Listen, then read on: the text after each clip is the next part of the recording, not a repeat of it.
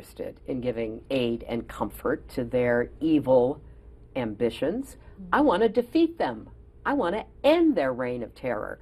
I don't want them to feel as though they can be getting more recruits because of our politics. That was Hillary's interview. We played a part of it earlier where she was telling Israeli television that the ISIS people, leaders, are praying to Allah to elect Donald Trump president because, you know, they're so terrified of her, who says that Muslims have absolutely nothing to do with terrorism. Joining us now is Michael Reagan. You know him, you love him, son of President Ronald Reagan, Newsmax contributor, author of just a fantastic book, Lessons My Father Taught Me, The Strength, Integrity, and Faith of Ronald Reagan. Michael, great to see you, sir.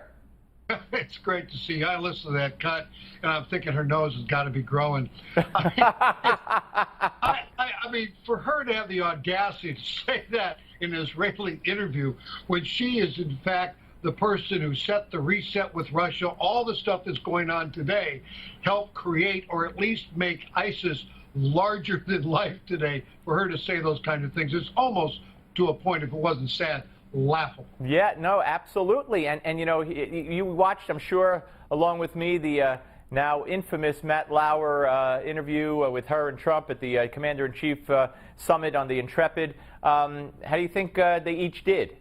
I think they both lost.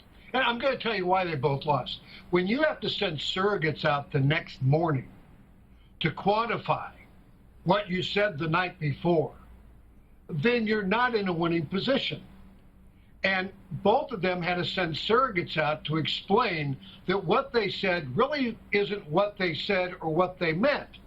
And I think that in that way, they both, in fact, lost. Now, I'm sure the Trump people support Trump, the Hillary people support Hillary, but you shouldn't have to send surrogates the next day to explain the mistakes that you made within the context of those interviews. In the next segment, we're going to have Gary Kasparov, who was with me in my noon show, America Talks Live, and we talk naturally about Trump and Putin and the relationship.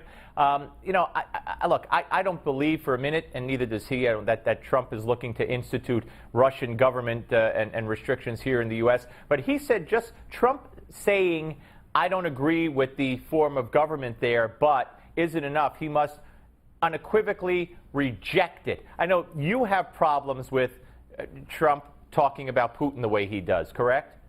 Oh, yeah, I mean, absolutely. You know, these people only live by respect. First of all, you have to gain the respect of that leadership, and then you work at it from there. It's not about let's be all buddies, let's be friends, let's have a beer together, and so on and so forth. This is about respect. And right now, you know, Vladimir Putin does not respect the United States of America, which is shown by the way he is leading in his country. For Trump to sit there and say he's a really strong leader, he's a strong leader because we're very weak at this point and don't stop him from doing the things that he is in fact doing. And of course, the media, which, you know, you and I, you talk about it all the time, and of course, folks should follow you on your Twitter account, which is @ReaganWorld, a great Twitter account, @ReaganWorld.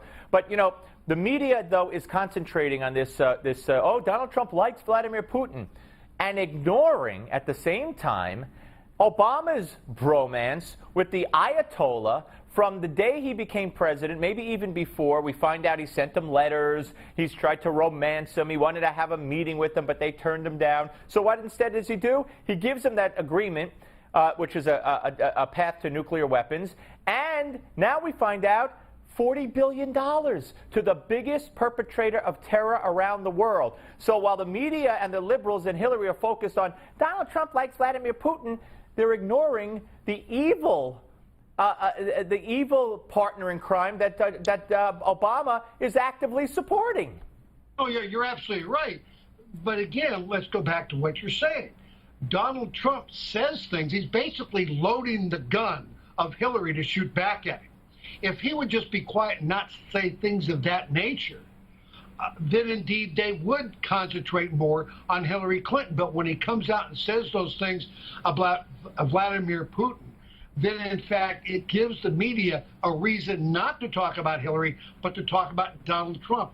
He would be best not to give credit at all to Vladimir Putin at this point and treat him like my father treated the Russians, like they didn't exist. Okay, well, I'm glad you brought up your dad. A couple of things. First of all, CNN today, to one of their panels, played your father, Mr. Gorbachev, tear down this wall. And then Donald Trump, I'm going to build a wall.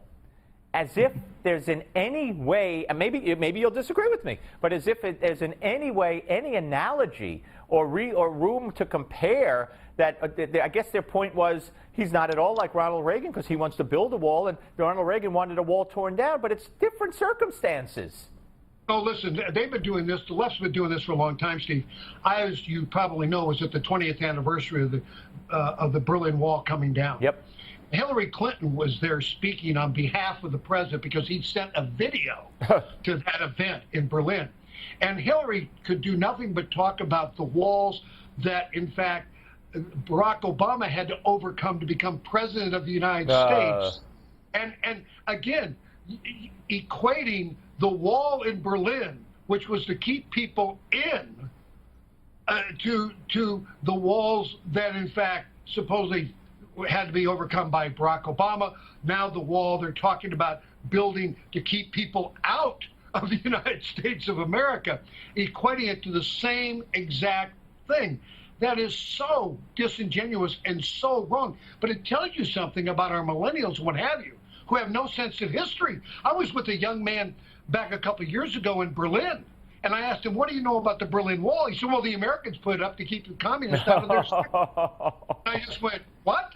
Oh, and that's the way these people think at this point, because we've allowed the left to control the history, and we have to take back control of the history of the United States of America and the world. Absolutely. That's very important, and education is a focal point of Trump's campaign. But let me ask you this, one other thing on your dad, who I could talk about forever. Hillary brings up his name, especially in the wake of that general statement by Trump, which was poorly said, but is absolutely correct. I mean, Obama has decimated the generals. He's fired tons of them. He's fired tons of officers along the way. But she said, what would Ronald Reagan say? And I mean, does that stuff bother you? Well, listen, it bothers me on both sides. Keep on dropping my father's name like they knew him very well, and they were at the dinner table in Christmas with us, and none of them weren't. But it's just, you know, the left, who never voted for Ronald Reagan, never supported Ronald Reagan in anything he ever tried to do, all of a sudden will use Ronald Reagan against Donald Trump or the Republican Party, which is absolutely, you know, outrageous on that behalf. But again, Donald Trump could have said it the way you said it, how in fact the military has been decimated by Barack Obama and his administration, instead of saying it the way he said it, which could be interpreted as being disparaging against the generals. Yeah. All right, so let me ask you, Michael, we're 2 weeks, I think, away from the debate. We've seen the polls tighten nationally and in key swing states as well. Where do you think we're headed with this at this point, and how important is the first debate, although, you know, Obama slept through the first debate and still won, but how important are the debates to this election? I think it's very important. I think so many of the independents are going to be watching the debate to see if indeed Donald Trump looks presidential. I think if he walks through this and looks presidential, he's got a great chance to win. The luckiest thing he's got, he's running against Hillary. The luckiest thing she's got, she's running against Donald Trump. And so I think the debate is going to be very important for both sides and super important for Donald Trump. If he can't win a debate that's on Fox, the first debate, then in fact he's not going to win the next debates. Well, one more. You both said they did poorly in that Matt Lauer thing, but the media pouncing on Matt Lauer and Hillary, them all claiming it was sexist, misogynistic, blah, blah, blah, blah, blah. Are they greasing the skids for Lester Holt and the others to, I better not challenge Hillary? Well, very well could be. Very interesting, Hillary talking about, you know, Donald Trump being a misogynist. Yeah, right, isn't it? Yeah. Although, I guess she would recognize it when she sees it. But I'm bummed. You know what I mean? But I think very well. They could try to get the skids, everything ready for the next round. But I think the other ones are going to be a little tougher because Matt Lauer gave them the opportunity to open a door that they've been afraid to walk through. Yeah. Hey, Michael Reagan, my friend, thank you so much. Always great to talk to you. Folks, pick up the book if you haven't already, Lessons My Father Taught Me, and check out at Reagan World, Michael's Twitter account. Good to see you, my friend. Good to see you, sir.